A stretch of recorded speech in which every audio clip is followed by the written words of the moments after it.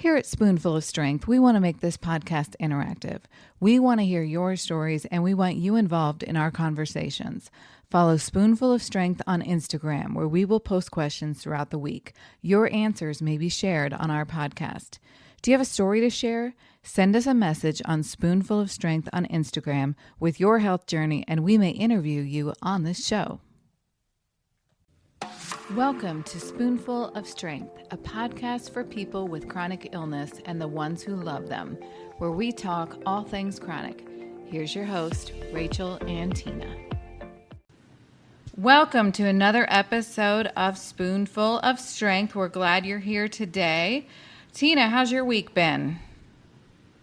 Doing okay. I've been struggling a lot with my back issues have been bothering me, but I had my second lumbar epidural today, so I'm hopeful. It usually takes a few days, it says, to recognize if it's helping or not. So I'm, kind of holding steady, hoping that I have a better response to it than the first one I had about a month ago. So yeah.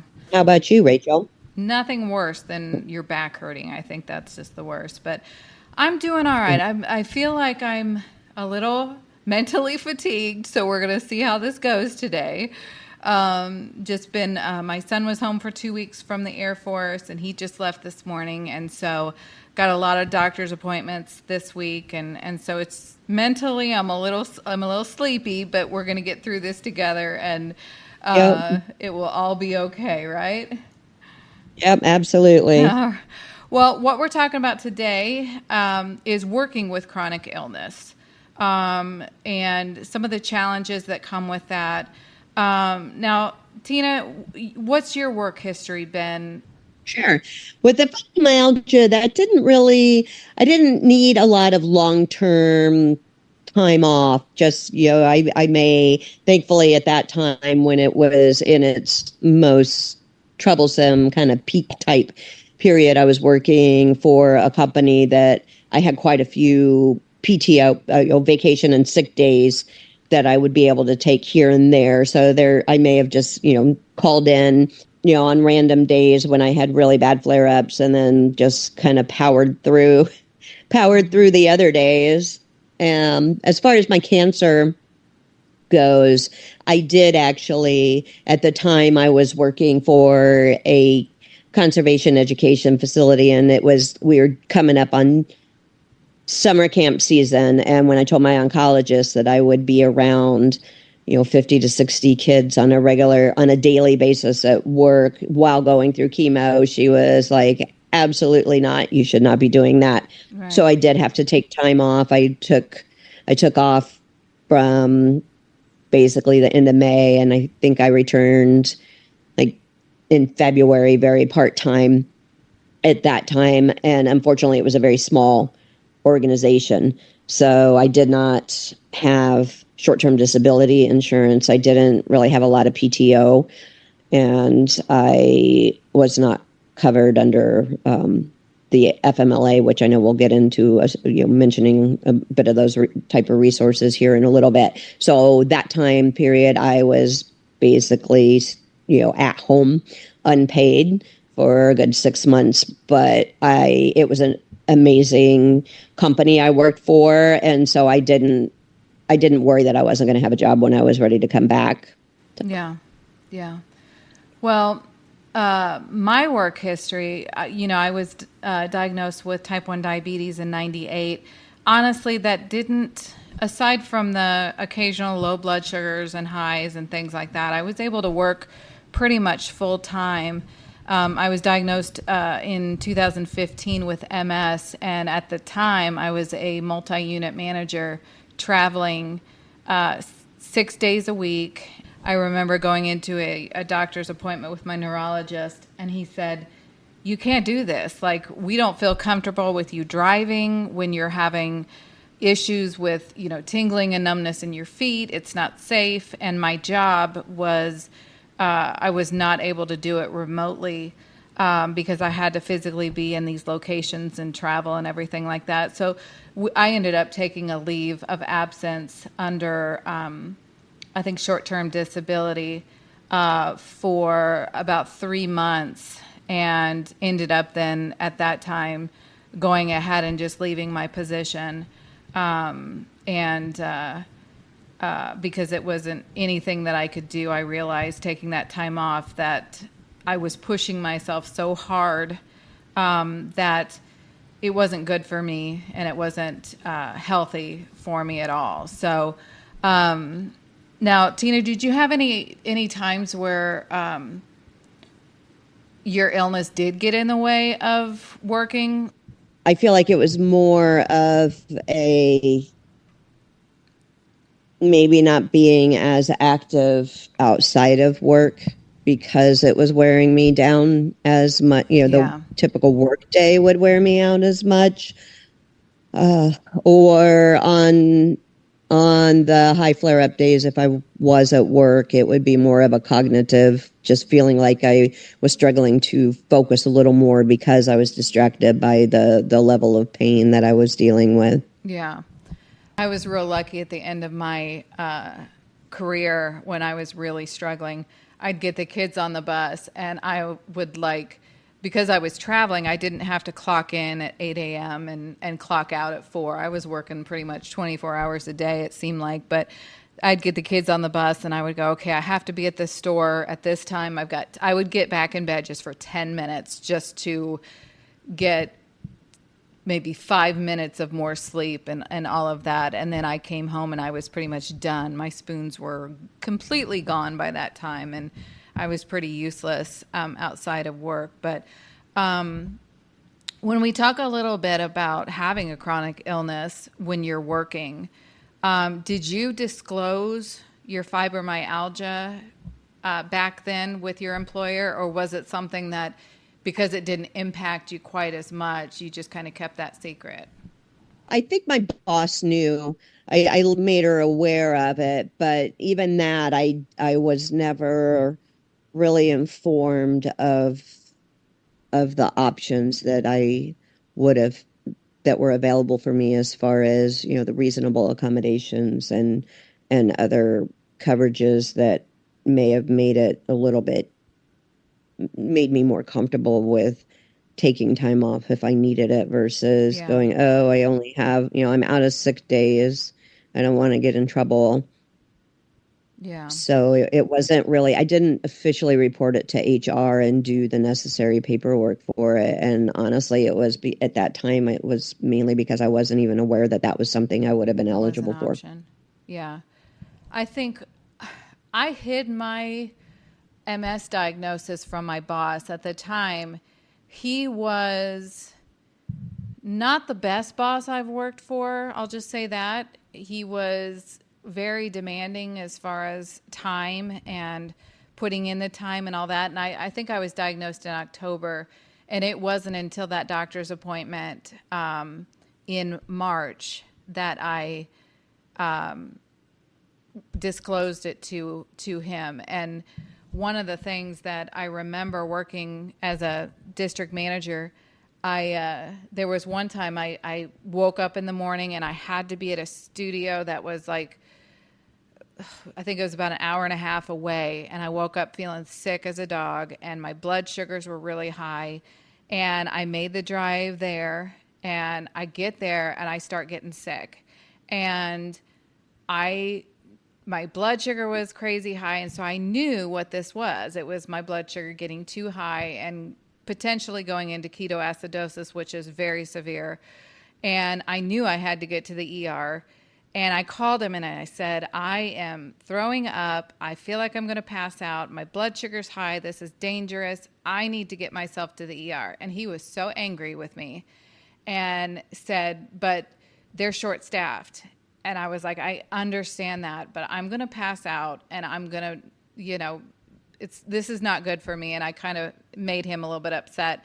I drove to the ER in that town, got fluids, I got nausea medicine, and they wanted me to stay and do like CTs on my abdomen and stuff like that. And I was like, I actually left the hospital and went back and had to work the rest of the day.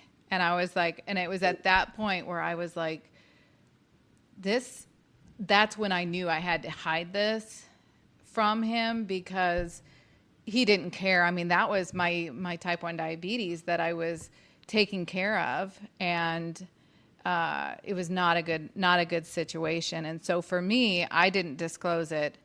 Battling a chronic illness is hard. Some days you cry, and some days you just want to laugh. If you're looking for a lighthearted gift for someone with a chronic illness, look no further. Spoonful of Strength on Etsy has candles like "Smells Better Than the Crap You've Been Dealt" in clean cotton. Or how about "My Last Nerve? Oh, look, it's on fire" in apple harvest scent. Find great gifts at Spoonful of Strength on Etsy. That's Spoonful with 2 L's. Use code podcast for 20% off. Tina, you and I were talking before we started this of how many people actually do disclose their illness with their employers. And we came across this poll, and it says that only 18% of people actually disclose their diagnosis fully to their employers. 54% maybe partially disclose it, and 28% don't disclose that, which I think is kind of, I don't know. What do you think about those? Those numbers are, it's sad to see that. And as I have an HR background. I worked for years in HR. And so it's disturbing that so many people feel the need to hide that and from their employer out of, you know, I'm assuming maybe they're probably out of fear, like what you said. You know, Yeah. you really either fear of retaliation or just the kickback that you'll get from your immediate supervisor. Yeah. And there's so many people Through that work part-time or they've not been at the job and they don't have, resources like short-term disability, FMLA and things like that. But, I was thinking I hid my illness from my boss just because the way that he reacted to that. But even, it's a time where, when I worked, it was always like, she's not doing enough and she's not working hard. And why do I have to pick up after her? Why does she get to sit down and I don't? And things Right. like that. And that's a lot to deal with when you're also dealing with a chronic illness. If you're not sharing this to your other coworkers, and I'm not suggesting, that's everybody's decision on what they want to share to who is them. And, your boss, your supervisor, like that's all protected information. So it's not something that they can share with the coworkers. So even if you have a boss that's willing to is understanding, and you have those legal accommodations in place, that it could still cause some frustrations and amongst your with your coworkers of them going, well, why doesn't she have to do that, or and it's not like your boss can say, well, because she has MS, if you haven't disclosed that to them, because that's a whole nother legal issue of them disclosing that to the to your coworkers. Right. So so it's a tough path to figure out. Yeah. Even hiding your disability, takes an emotional toll because chances are you're not taking the breaks that you need to. You're not doing the things that you're not listening to your body because nowadays it's so much of like push, push, push and sales and all of these things when, in the position I was at, it was like you go hard and you just work as many hours a week and there was no downtime. And so, hiding that disability takes that energy that could be spent taking care of yourself as well as, maintaining like a balance in your life. What the ADA states is that employers must provide people with disabilities an equal opportunity to benefit from the employment-related opportunities available to others. So the accommodation changes how you do the work. It doesn't change whether you do the work. So you still have to make you still have to meet the basic productivity requirements, the basic outcome of the job, just doing it in different ways. So that would be something like if you have a standing job, let's say you're a cashier, that you would be able to sit on a bar stool or something. What other accommodations Right. can you think of? Right. Yeah, and it's like with the ADA, they call them like reasonable accommodations, Yeah. and so it things that would not impact your ability to still do the job. You just need so maybe maybe if they everybody gets two 15-minute breaks, one morning, one afternoon, and a 30-minute lunch, but that's not enough for you, then maybe you need another break somewhere Mm-hmm. built into that. Then that would be a reasonable accommodation Or maybe even um working you know remotely from home I was going to say if yep, yeah, if you remote can. work. Yeah. If the boss if it's out there, then Or yes, maybe the just remote work. one day a week or something like that, or Right. having, doing a half day on one day to put your doctor's appointments in on the other half. Yes, yes, I did absolutely. reach out to our friends on Instagram, and I did ask, what the hardest part of working with a chronic illness is. And I want to share a couple of these. So we've got Madre Autoimmune's response. So the hardest part is just the fatigue, the lack of concentration, going to a lot of doctor's appointments during work time. And that's where we talked about having that flexibility of accommodations to be able to have those appointments. Jen Betzel said, my boss is very understanding and works with me. My previous one did not, and it made it very difficult for my work and my mental health. And there's the difference, I think, is who you have working with you, who the boss is. That can make or break. It can make it a good situation, or it can make it really difficult. I think that's important. Right, right. Absolutely. I also asked, if there was a time where an employer did not give you accommodations or was just basically hard to work with in regards to your ability. At EDS and me said she has EDS, which is Ehlers-Danlos syndrome, but she also had a foot surgery in February. She has disclosed her disability and have been told my adaptive duties are only temporary. My GP has told me not to go back to work yet, as my condition of EDS makes my recovery longer and slower. So she's getting no empathy at all. She said, I didn't ask to be like this. I just need some help. And that's something, having a chronic illness, sometimes your recovery is not normal. And, that can be difficult.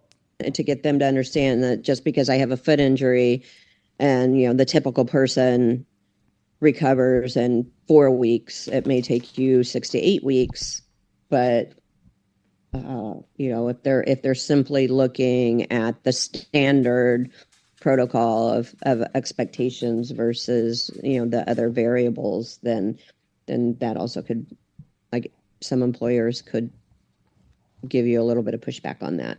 Yeah. So it's a little bit more work on your end, not necessarily, it shouldn't be, but because technically, if you're out on disability, you're not supposed to return until the doctor releases you anyway. A couple years ago, my husband wanted to give me an MS t-shirt for my birthday. All he could find, though, were brightly colored t-shirts with big graphics, like a smiley face given 2 middle fingers, and words like F U M S. Isn't there an option for a simple, stylish t-shirt that spreads awareness with kindness? That's when I created Spoonful of Strength, shirts that are inspirational, motivational, and stylish. You can find us on Etsy, Instagram, and Facebook at Spoonful of Strength. That's Spoonful with 2 L's. Enter code podcast for 20% off anything in the shop. From an HR standpoint, if you have gone through the process of getting the accommodations approved by HR has informed or made your immediate supervisor aware of what these accommodations need to be, and that supervisor is simply refusing to accommodate that, even though it's come down from HR that they need to, your first step is going to want to be to reach back out to your human resources department and say, hey, this is what's supposed to be going on, and he's refusing. Make sure you document everything. So one thing that I always encourage is, say your boss comes in and has a one-on-one conversation, no witnesses, no, it's a verbal conversation, and he's saying this, I would reiterate that conversation in an email. Yeah. So it's documented and you have that paper trail as well, so that you can actually say this, because otherwise it's his word against your word. And then that's their word against your word Yeah. regarding your supervisor. So I always say, make sure you get things in writing and just be like, just to clarify for this conversation, this is what your expectations are of me. Now, there's a chance that they know that they're on the line and they know they're in the wrong, so they may not respond to your email, but at least, and I would also either, CC or blind CC whatever you're more comfortable with, the contact person in the human resources department, just because it's so important to have that paper trail as well. Or next time you have if he calls you in a meeting and you're like, okay, well, based on these other previous conversations, I'm more comfortable if somebody else sits in with the meeting. Can I have human resources or or simply a coworker or somebody to also witness the conversations that are going on? And that can be hard to do. I know when I disclosed my MS to my boss, and he was like, I said, I've been diagnosed with MS. I'm going at a pace that my doctor is saying is not healthy and I need to take a little bit of time off. And he was like, okay, and hung up on me. And I was like, I called HR to let them know, and they said, well, you should have called us first. And I wonder if a lot of people like just know to tell their boss, hey, I have MS, can you help me out? All of this, and go maybe Right. 6 months to a year, and then they stop kind of being as accommodating. How important Right. is that? Making sure that disclosure is to HR. That is extremely important, because there's actual paperwork. Like when I had to file, when our dad was ill in the hospital, and so I needed time off. I filed, thankfully I had a boss that said that I at that point, this was when I was still in accounting and not HR, and so I wasn't aware that I was eligible for FMLA, and she came to me and said, I suggest that you fill this paperwork out and we get this in place for you. But most, like I feel like that's it's not the norm in that Mm-hmm. situation. So having that paperwork in place at HR gives you the protections that you need. If 6 months later, your supervisor, you only had that one-on-one conversation with the supervisor and they'd been accommodating, and suddenly they're like, we can't accommodate you anymore. You don't have that. You don't have, HR is going to be like, well, and then you say consult an attorney, a disability attorney about that. And they'll be like, okay, so where is the paperwork that was filed? And you're like, they Yeah. never did. There's, then again, there's not, it's going to be more difficult. Yeah. So there's, Yeah. and I know, like, and I think, especially when you're working with somebody that you feel like you have a good relationship with, you feel like you can trust them. Mm-hmm. And it's not a matter of like, I don't trust you, or like, but things happen. Or what if that supervisor left Yeah. and you have a new supervisor? Yeah. So it's so important, if you're working, as long as you're working for an organization with, unfortunately with, all of this changes when you're working with a small business that doesn't have a human resource department. But then also that also changes if you're working in a organization that's that small. Yeah. Then a lot of those, like the FMLA doesn't even come into play, and in that thing. And I know we'll share links, in the comment sections on, so that those that feel like they may be eligible for FMLA or, the ADA regulations, that Yeah. for you to dig into it yourself, if you feel the need to do so. Yeah. So you're working with a chronic illness. So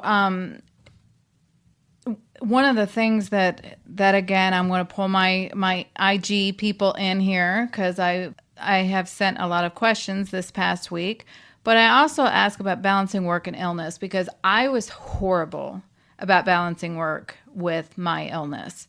Hmm. I didn't realize until I stepped away and I couldn't check my email and I could not answer my phone. I wasn't aware of how much I was putting work in front of my health until I actually stopped. Now, EDS and me underscore RC said employers have a big role to play in enabling us to do this. I pushed myself too hard, been off for 6 months. So luckily they are off of work, but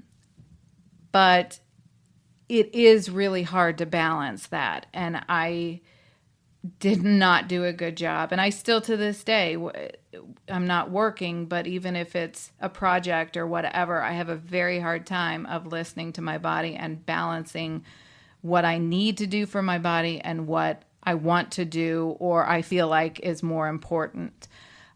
Mish H. Robinson said it's hard making a point to close that laptop and walk away. Sing it, girl, right? Hmm. Yeah, it is. It's And that's part hard. of also one of the things that, like, especially if you are being accommodated, to work remotely, it's most definitely more difficult to not keep working super late, Yeah. and you're like, oh well, it's taken me longer to do, and so I feel like if you're an hourly employee, and then you end up giving free time Yeah. if you're not, because they're not allowing overtime or that Yeah. type of thing. So My job was completely the opposite of you had to be available all the time and I loved it when I could do it, but I had when to you be able can. to say that it wasn't healthy for me and it was putting myself in danger with the amount of driving and everything that we were doing. But do you have any advice on maintaining that work life balance?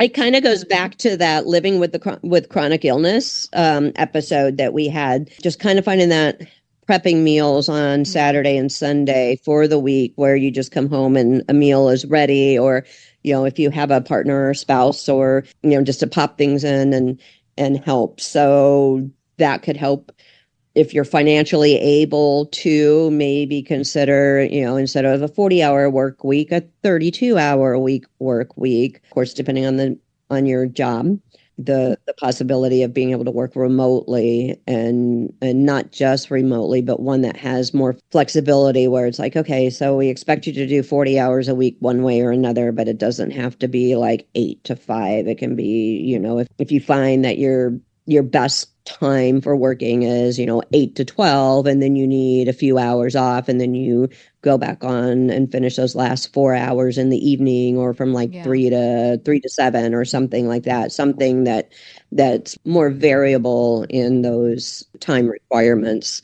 I think we've talked quite a lot about, what you can do with accommodations and things like that. And I think it's just having open communication about what you can and cannot do and really understanding what, if you're going through the week and you're just exhausted by the end of it, what is it that's making me feel like this? Is it too many hours?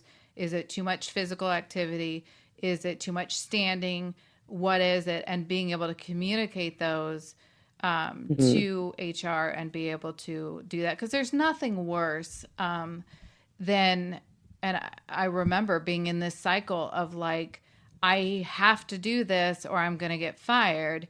And I'm putting my health aside, but I'm not being a good parent and I'm not being a good mom because I come home and I go straight to bed and I'm physically done. So I'm not spending time with my kids and it wasn't healthy. And so I think, I feel if anybody out there, is running into that situation, my heart goes out to you because it is very difficult to be pulled in a bunch of different ways and then to add on top of that a chronic illness that's so unpredictable that you may have a week where it's all good and then you have a week where you can barely function and worrying about getting fired because you need the job financially and all of that. I mean, my heart just I hope that if anybody's in that position that you just reach out to somebody and just really look within yourself and say, what do I need to do for me?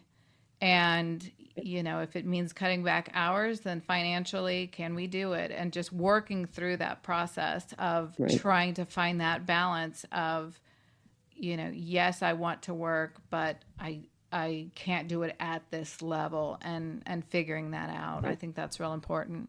Yep. Mm-hmm. It can sometimes be difficult to find a new position, but if you find yourself at a job that they aren't willing to be understanding and be willing to accommodate, then to me, that is the sign that that's not the place I need to be for my best personal health, physical and mental.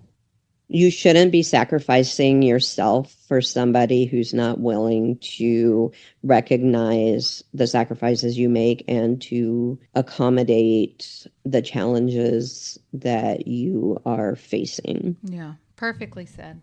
We will be adding the links for the ADA and FMLA regulations for the United States, and I encourage those in other countries to do your own research on what the legalities are of that. So we are excited that we've been getting so many requests for interviews. We're actually booked out for a little bit, and Rachel has been great with getting back to everybody as quickly as possible as we're trying to set things up and add them on our calendar. That we're expanding our podcast to Tuesdays and Thursdays. So Tuesday will still be Rachel and I talking about various topics about chronic illnesses and living and maneuvering that challenging journey. And then on Thursdays will be our interview days with all of you that have reached out, would love to share about your chronic illness. And so we're very excited to continue to raise awareness for the various illnesses out there and talking to those that are living that in their daily life. We'll be back on Thursday, where we have an interview with somebody that has a disease that I've never heard of called Nutcracker syndrome. So we'll talk to her, and we're going to wrap this up and say have a great week, and we'll talk to you in 2 days. Bye-bye. Bye-bye.